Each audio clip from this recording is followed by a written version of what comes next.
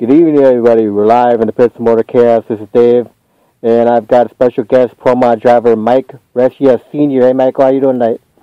I'm doing great, Dave. How you doing, buddy? Pretty good. So, I just want to say congrats on your big win in Indiana last month. Yeah, it was pretty cool.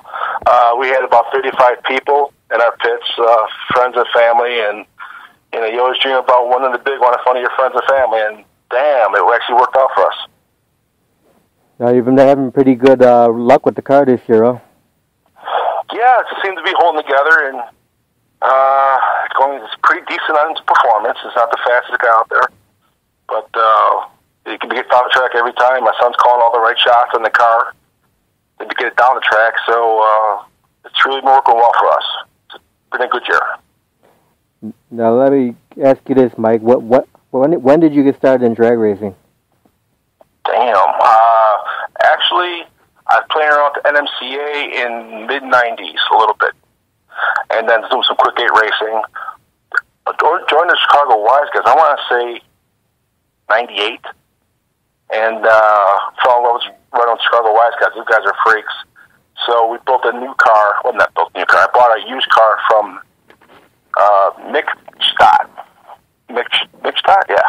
And it was a nitrous car. We converted it into a blower car in 2000. And that was it. We were hooked on Pro Mods. So how many years did you run with the Wise Guys? That was 10 years. We ran 10 years with them. Won 7 championships. Actually, 4 of them in a row, so it was pretty cool. A lot of fun back in those days. I had read somewhere it was 8 championships. I'm sorry? I said I read somewhere it was 8 championships. No, it's 7. It was a 7. I don't think it was 8. So how did you meet Pete Demos? Well, that's the funny story.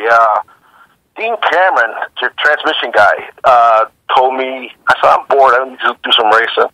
He goes, I got a buddy named Pete. He runs Chicago Wise Guys. I'm like, what the hell is Chicago Wise Guys? So I went over to meet Pete. And Pete, he goes, well, we're kind of trial on there. We'll see how you race. We'll see about we'll let you in the club or not. So I'm like, okay. And I'm doing half-track burnouts, just showing off, and he fell in love with me, and I fell in love with Pete, and I was a Chicago Wise Guy right after that day. From paying to get shirts from him to getting free T-shirts from him, it was pretty cool. Yeah. Yeah, I remember seeing you at Great Lakes Drag when you had the other Aero Produce car, the one that kind of looked like a funny car. It was a Don Ness Lumina. He built that for Pete Farber, I think, something like that. And Mitch Stock got it. He turned it into a nitrous car. When I got it, I turned it into a blower car. And I think it's still around somewhere. That car was a great old car. It worked well. Yeah, I remember the long smoky burnouts. I think it's slicks. The sidewalls go up long before the rubber goes out on them when you start running Pro Mod. So you might as well burn them up, right? Yeah. Mm-hmm. That's what the people want to see, though. They want long smoky burnouts. Yeah, that's true. That's what the people are looking for these days. They love it. And we got to face it. We're out there putting on a show, playing some entertainment. Because the real boss here is the spectators. Without them, you have no racing. Right. Mm-hmm. Just like with the nostalgic, funny nitro funny cars and the nostalgic pros, like they want long smoky burnouts back like the old days. Right. A little dry hopping maybe once in a while. Yeah. Kind of cool. Mm-hmm. Yeah, we miss all the characters. The old days, you had all these characters running around with Donna Snake Perdome, stuff like that. You had all these nicknames. It was pretty cool. Yeah. We need to get back into that a little better. That's why we put our name on the side of the car now. It's called Chicago Muscle. So wherever we go, because we race mostly in the South, so it's nice to have the word Chicago on your car somewhere because we're like the only Yankee out there. Yeah. So how many crew members do you have besides your son on the team? Oh, I got Timmy Norton, my son Michael, Larry Abate, Mark Tukendorf, Tom Tukendorf, Denny Miller, my wife Michelle. That's really about it. That's the core crew. Every once in a while someone else will pop in and help us out, but that is the core crew right there. Now, besides Fresh Aero produce, what other sponsors do you have for your car? Well, we get a lot of help from Legend Motorsports. You know Doug, right? Yeah. Right. Doug and Steve, they gave me some help. I get some from Fowler Race Engines. Motorsports Unlimited, Ken over there, he's another good dude. Of course, AgriFresh. That's really about it. AgriFresh is my primary sponsor. They do everything for me. And when I'm gone from the company, everybody kind of fills in and makes it seem like I never left. So it works. I could leave with a peace of mind knowing the company's going to run very well. Now, when you got into the drag racing, do you have any drivers that inspired you? Oh boy, John Force. It's got to be John Force. I used to watch drag race, and when he was eliminated, I kind of clicked it off and said, I don't want to watch it no more. So it had to be him because his interviews were great. He was just a nutcase. Yeah. Plus, he had performance. You know what I mean? Yeah. What's not to love about that guy? It's amazing is how he's got the Brittany and Courtney racing now. Right. Now, going back to Chicago Wise Guys, do you have a fondest memory of being in the Chicago Wise Guys?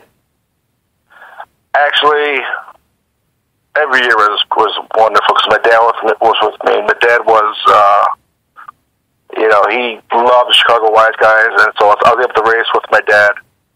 And when he passed away, then it was time to look around and say, okay, maybe I can try something a little different. I'm not getting any younger, let's face it. So it was time to look out and see if I can run the fastest in the world. But every time I went with Chicago Wise Guys is probably my fondest memory, just because some of the battles we had. I mean, we had battles with Pete Demos, Terry Duffy. We had 1 year we battled with him, left first place, second place, all the way to the end, to the championship. Joe Brackey 1 year we were battling back and forth. A lot of good battles, a lot of good fun. Yeah, a lot of the Wise Guys I talk to, they say in the Wise Guys, everyone's good friends. In the parking lot, you'll give each other parts off your car to help out. But once you hit that starting line, it's a different story. Right. Well, I tell you, once you put the helmet on, you turn into a bit of an ass. But it's okay. You hate the aerodynamics, you hate your car, you hate everything. Just the helmet comes back off, you're friends again. It's all good. Yeah, because it's all about the points with the Wise Guys. Exactly. You don't get 2 qualifiers, and the points come from the qualifiers. After the 2 qualifiers, then it's strictly you're racing for money. It's one of those deals, and it's a really cool setup how they have it. So, do you ever miss running that Great Lakes Dragway? Well, we did it 2 or 3 years ago. Went back took an 1/8 mile car to run a 1/4 mile race, just to see what we can do if we lifted early, and we won the race. The car went 363 to the 8th and coasted to a 571, which is still track record there. Show you how fast these screw blower cars are. Yeah. Mm-hmm. So you think you'd ever make a guest appearance with the Wise Guys someday? I don't know. I don't think they want me there, but if Pete always wants me there, but the rest of the Wise Guys, who knows? Yeah. But I'd go back. Maybe a different car. Maybe not this car. Because if we're going to run 1/4 mile, and I'm taking this car, it's just too dangerous to try to stop this car. Yeah. And a slow, like Union Grove shutdown area, it's a little short. I don't know if that's a good idea for me, but I don't know. Maybe we'll decide it anyway. Try it anyways. But there's a lot of guys blowing fast cars for their Chicago Wise Guys. Yeah, there is. So as soon as they get close to my record, maybe I'll have to go out there and defend it a little bit. Yeah. Now, did you take part in the Super Bowl at Route 66? No, not at all. No. I'm so concentrating on the PDRA this year, and that's all I'm doing. And that's enough. It's 8 races, and you leave on Wednesday, you come back on Sunday. It's just such a commitment that I don't want any more races to that schedule.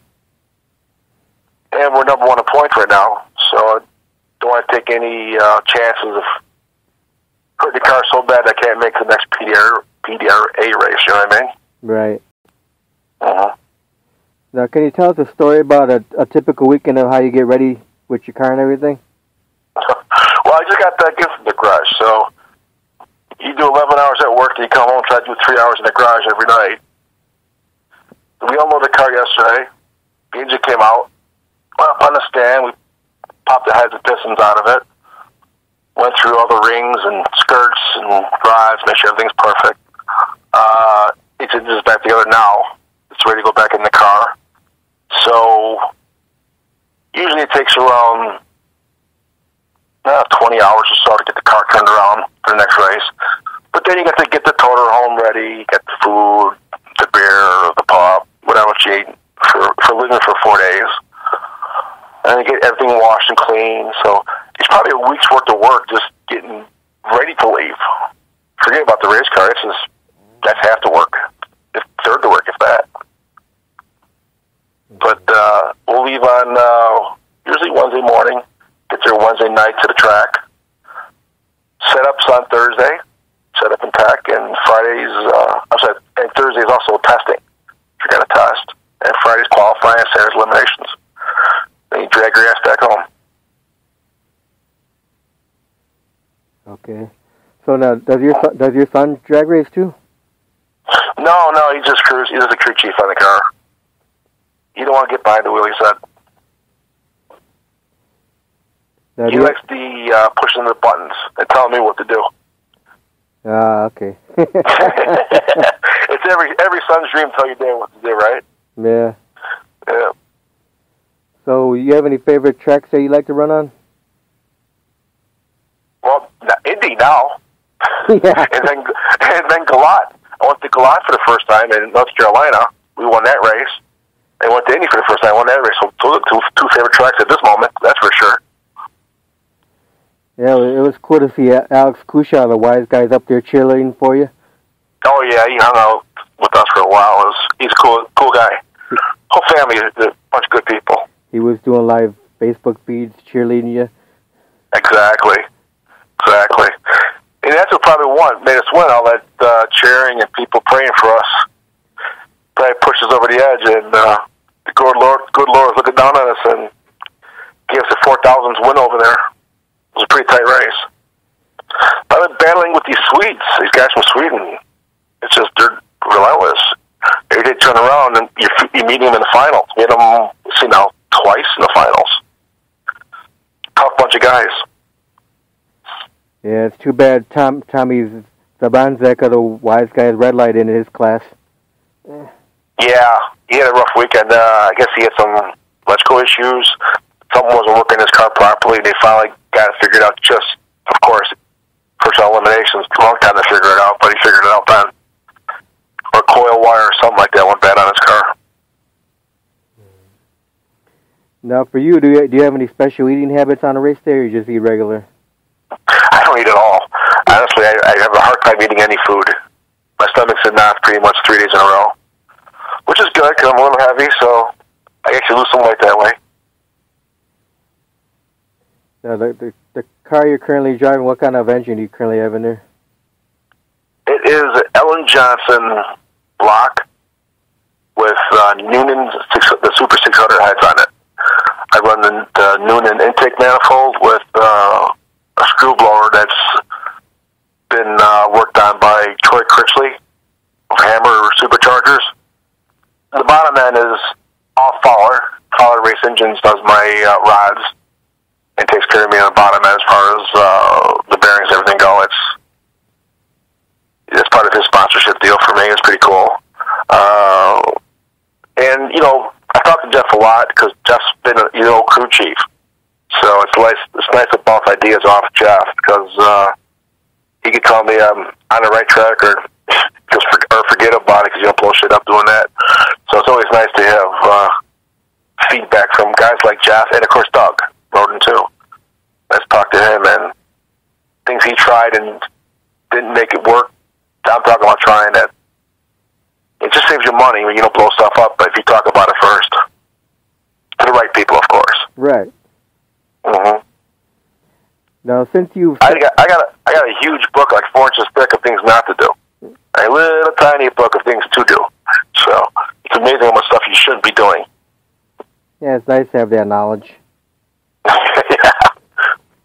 Well, a lot of blown up parts to get there, but it's worth it. So during your whole drag racing career, have you ever had any accidents or near accidents at all? Actually, no. I crossed the center line for the first time over in Martin, Michigan. I took out a cone after about 15 years of racing. Then 3 years ago, I had a throttle stick on my car, and I just crossed the finish line, dropped the chutes, go to take my foot off the gas, put it towards the brake, and the car's just roaring. So I push on the carbon brakes hard as I can. Of course, you're not taking 4,000 horsepower car and slow it down with brakes. I reached up and slapped the mag off. When I did that, the tires went from going forward to full lockup. And the car jumped in the air and rotated on me and shot towards the left. And in midair, I told myself, get your foot off the brake.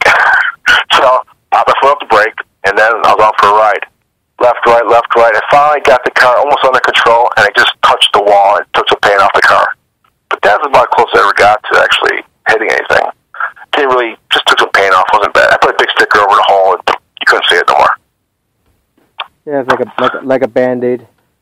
Yeah, it's a big Band-Aid. That's all. I think, whose sticker did I put on? I think it might have been Snyder Motorsports. It was a big sticker. I put it right over it.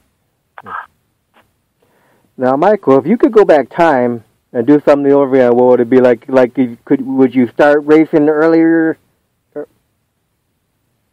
I would have probably got off the streets earlier, racing. That was probably the biggest dumb thing I ever did in my life. The lawyer bills are brutal. But I probably got to the track a lot quicker. But now you got junior drag racing, so it wasn't around when I was a kid. So it's you had to be on the streets, otherwise you didn't know how to drag race. Right. Right. So at least there's options now. So it's a better deal now. I wish it was around when I was younger. Yeah, it's good to see all these junior dragsters out there. What's that? Sorry. I said it's good to see all these junior dragsters popping up everywhere now. Right. And my son raced junior dragsters. So we go to Union Grove. He raced in the morning. I race at night. The Wise guys. I tell you what. It takes a lot out of you, that junior stuff. You watch your kid win a race, you get emotionally, you're done. You want to just go home, not even race your own race, because you're like, man, I'm emotionally spent. So it's pretty cool to be even a spectator, a papa, watching his son going on the track. It's pretty wild. Yeah, these kids they're the future of drag racing these days. Yeah. And now I got 2 grandkids coming up, so they want to go. We're going. We're going to go junior drag racing. Like I noticed, like a lot of the live Facebook feeds, like when Door Slammers, like when they do your events, you see they put the junior dragsters on too. They put so you can watch them too. I tell you, these kids cut 00 lines like nothing. 002, 004. You're like, come on, are you kidding me?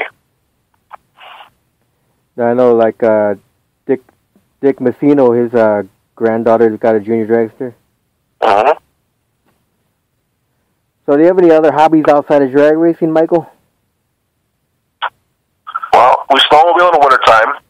We're big into that. Me and my son and my whole family. And we got turbos on our machines, so it's always a quest to see who's faster, me or him. I like boating. We go boating a lot. So, yeah, I guess I got some other hobbies. And mostly everything has a motor on it. No hobby I had doesn't have a motor, that's for sure. There ain't no sailboats in my future. So your whole family's been involved in your drag racing for your whole career? Oh, my wife and my kids are my only crew members for the first 2 years of my racing. That's for sure. My wife made sandwiches and went out there and helped me unload.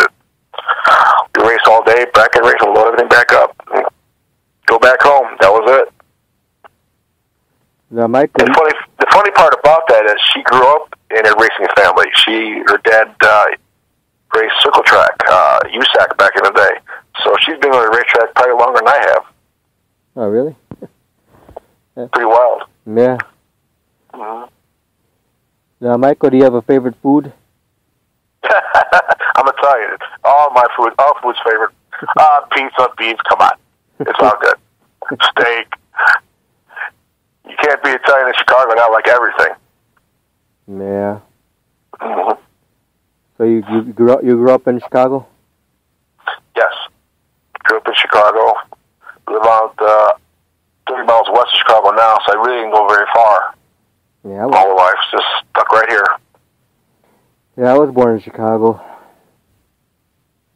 Was on the north side. North side most of my life, right around Western and okay. Right by Western and Irving Park Road. Okay. Yeah. So, Michael, yeah, go ahead. What's the rest of your schedule look like for the year? Well, in 3 weeks we got to be in North Carolina to race Galat. Because there's 2 races there this year, and come back here, and I think it's a 5-week gap. We got to be in Virginia for the World Finals with the PDRA, and that's it. Then off to the PRI show and get the snowmobiles down and start working on them. Get ready for snowmobiling season. So you don't do no winter racing like out in Florida or nothing like that? No, I've been invited to go out west to Vegas, stuff like that, but by then I'm burnt out. I'm pretty much done anyways. It's all done here at my house, so I don't have mechanics working, and it's all us. I mean, after work, you come here, and a bunch of guys get together and go in the garage and pound out 2, 3, 4 hours a day, try to get the car turned around. So it burns you out pretty quick. You can't wait for the season to be over, actually, towards the end. How many events have you guys ran already so far? We ran 6 already. We have 2 more. But these events are like the Wise Guys. The Wise Guys, we did 12 a year, but they're one-day races. You went there on Saturday morning, you're back Saturday night.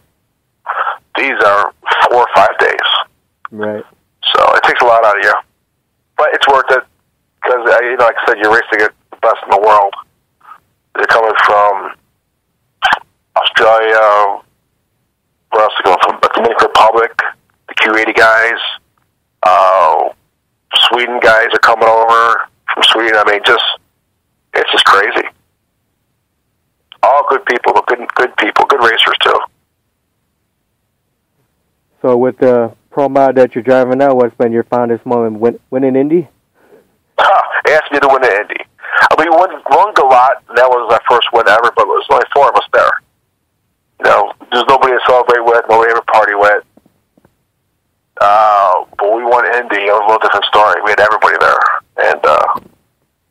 And if we should have the Cliffs Championship, there'd be a party in Virginia, too. But, yeah, that has to be my favorite win now, is beat Indy. I mean, it's Indy, let's face it. Okay, so... Well, Michael, I want to thank you for your time to do the interview. Well, thanks, Dave. Thanks for having me on. Any final words for all the fans out there? No, just keep on watching the live feeds of all our races and support the Wise Guys, too, because they're the baddest in the Midwest around here, as far as I'm concerned. That's it. Thanks again, Michael. You have a good night. You too now. Bye-bye. Bye.